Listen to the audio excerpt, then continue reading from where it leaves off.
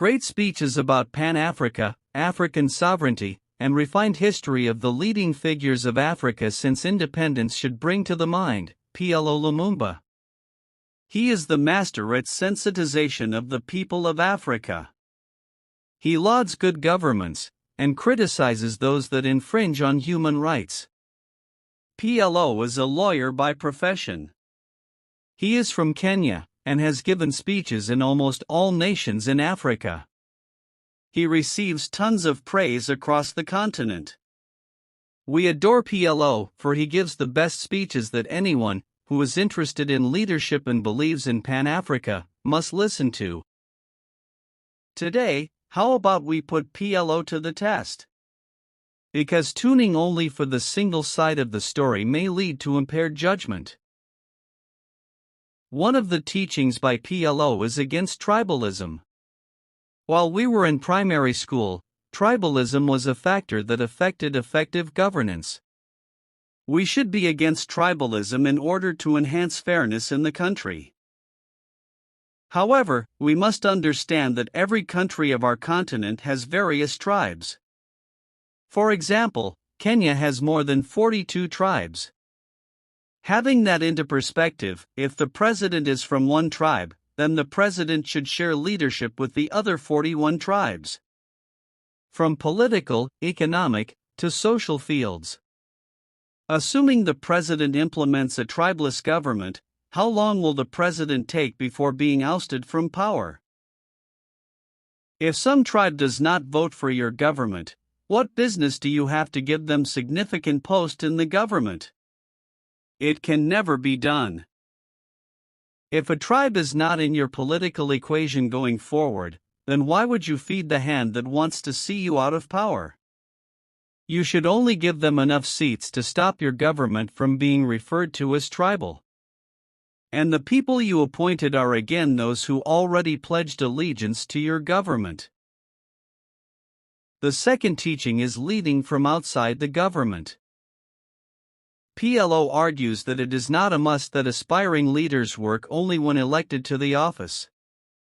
He wonders why elections in Africa are life and death situations. Patrick Lumumba adds, real leaders should not wait to be elected to govern.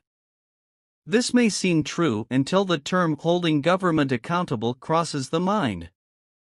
Leading from outside means you keep the government in check, resent exploitive bills, call out the government, fight corruption and ill will, and create awareness to the public on their rights alongside other roles. In June of 2024, the government of Kenya was keen to pass a punitive financial bill despite its poor rating during public voting.